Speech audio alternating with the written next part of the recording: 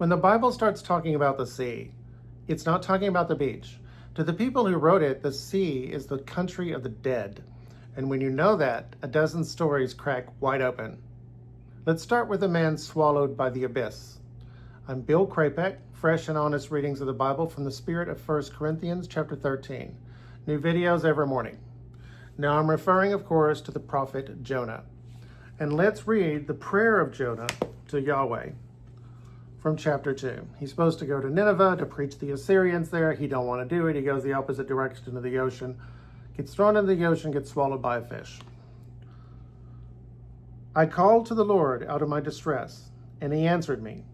Out of the belly of Sheol, he's in the belly of a fish, out of the belly of Sheol I cried, and you heard my voice. You cast me into the deep, into the heart of the seas, and the flood was round about me. All your waves and your billows passed over me. I said, I am cast out from your presence. How shall I again look upon your holy temple? It's like David says, how can I praise you if I'm in Sheol? The waters closed over me, the deep, the Tiom, the depth, the abyss of Genesis chapter 1 was round about me. Weeds are wrapped about my head at the roots of the mountains. I went down to the land whose bars closed upon me forever. Yet you brought me up, and yet you brought up my life from the pit, O Yahweh, my God. This is the language of death and resurrection. And this is how Jesus took it. When he says, give us a sign, he says, the only sign you're going to get is a sign of Jonah. Now, the Israelites were not the only people who saw the sea as the land of the dead. The Syrians did as well. Stories from Ancient Canaan, 2nd edition, Michael Coogan and Mark Smith. Death, Mot, and the sea, Yam, are twin mouths. Now, I'm not going to go into it in any detail, but Khother-Wahhasis is the Egyptian god of crafts. His home was Egypt and also Crete. And I believe death is also, the home of death is also on Crete. And they did not mind that. They acknowledged that. The sun rises in the east, sets in the west. Once upon a time when they thought the world was flat, when the sun was underneath us, it was flying over the land of the dead. So this is where the sun set. For civilization, it's set on Crete.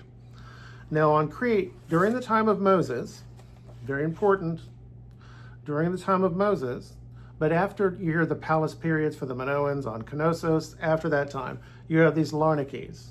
Larnax is singular. Bone boxes. They bury the bodies. 2-3 years later, they dig them up, they clean the bones, they store them in these boxes. We have, palm tree, birds, fish. Happy hunting grounds, fish. Not octopuses, squids? I don't remember. One of those critters. One of those critters with a bird. Again, the time of Moses, mix match kind of stuff. This same iconography shows up somewhere else. Megiddo. Very important. Now this is gods, goddesses, and images of God. This over here, by the way, was Minoan religion. Okay? Gods, goddesses of images of God in ancient Israel. I've talked about this several times. Okay? All right, now in the area known as Egyptian colonialism, because I said before, when Moses and the children of Israel escaped from Pharaoh and went to the Promised Land at the time was still in the Egyptian Empire. Sorry, I have to look because I lost the place. And here we go. In Megiddo, this is the pottery that they have. Okay, palm trees underwater. We got fish, animals on trees. All right, we got a crab over here. I don't really see palm tree water elements around here that these people are still underwater. This also is during the time of Moses. That tells me there are my people, where I talked about us before, the children of Proteus Redux. We're the Proteans. We are in Megiddo during the time of Moses. Now, we know we have the Exodus, the Bronze Age collapse, and then in the Iron Age that follows, we know the Philistines went back, and now they would say that they went to Megiddo. I would say they went back to Megiddo, and they built a city there. They were there for about 100 years. And then they got thrown out. We assume by the Israelites. I think this very conflict not the end of the conflict, but a big stage of the conflict, is represented in chapter 5 of the book of Judges.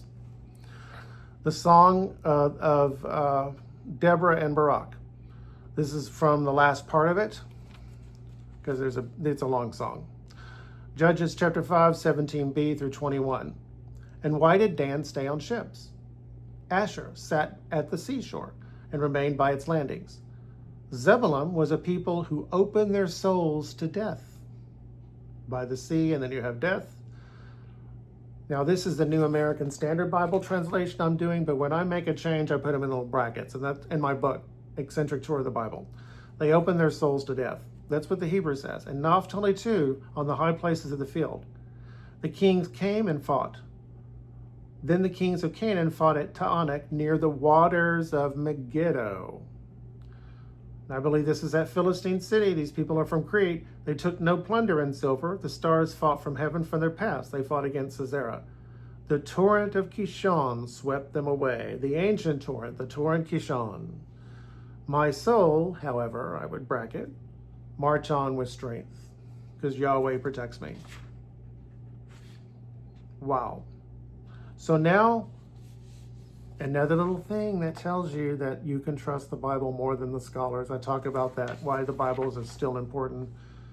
They need to give the Bible much more credit. This stuff is marked by the archaeology.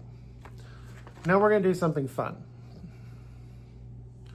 Deuteronomy 30, 12 through 14. Now, before I start, I'm not trying to flatten this stuff out. Okay, when you see the sea means death, so just say death. No, sometimes the sea is just a sea. But I am handing you the lens that the first audience used, and you can use that lens, and stories that are lost can light right up. And you're about to see a very interesting example of that. Deuteronomy 30, 12 through 14. Talking about the law of Yahweh. It is not in heaven that you should say, who will go up to heaven for us and get it for us and make us hear it that we may observe it. Nor is it beyond the sea that you should say, who will cross the sea for us to get it for us and make us hear it that we may observe it. But the word is very near you, in your mouth and in your heart, that you may observe it. Now that's the Hebrew we have now. Once upon a time I said in the original Hebrew, but I don't think so anymore. We're going to look at the Septuagint, the Greek translation from the 3rd century BC. I say that because sometimes the Greek translation indicates that they're looking at a different Hebrew than we're looking at now. And here's an example of that. It is not in heaven above, as if one were saying, who shall go up for us into heaven and shall take it for us, and we shall hear and do it. Neither is it beyond the sea, saying, who will go over for us and make it audible for us, that we will do it. The word is very near thee, in thy mouth and in thy heart and in thy hand, that's Septuagint, to do it. Now Paul picks this up. So this is the Torah, this is the law. Romans 10, 6 through 8. But the righteousness based on faith speaks thus, do not say in your heart, which is actually Deuteronomy 9, then they skip up to Deuteronomy 30, who will ascend into heaven? That is, bring Christ down. Ooh, Christ is the Torah. Or, who will descend into the abyss? What? That is to bring Christ up from the dead. What? But what does it, and trust me, scholars are very aware of this weirdness. But what does it say? The word is near you, in your mouth and in your heart. That is the word of faith that we are preaching. The sea is the country of the dead. To understand that, as I said, it's not to flatten everything out so that sea equals death. Here it goes 3 dimensions, whereas once the sea is flat, it is the place to go from one place to the other, but it's also the country of the dead. 3 dimension, and Paul takes you down there. Now there's something called the Targum, the Targumen in plural. Basically, you're reading the Bible, you're talking the Bible out to people who don't speak Hebrew anymore. It's a Jewish thing.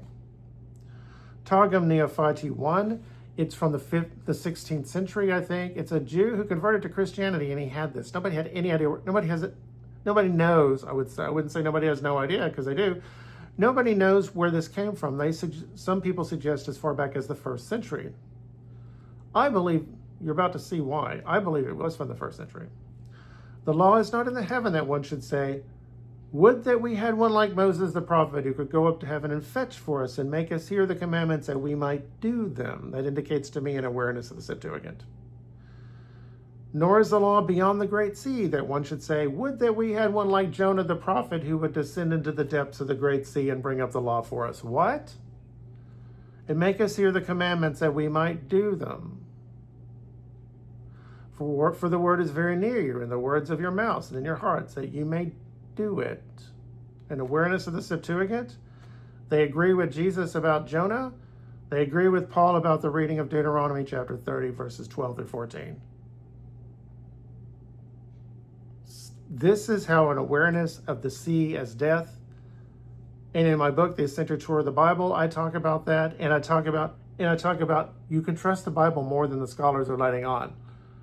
There is an awareness in Judges chapter 5 of exactly what's going on in Megiddo, the stuff that we see in the archaeological record.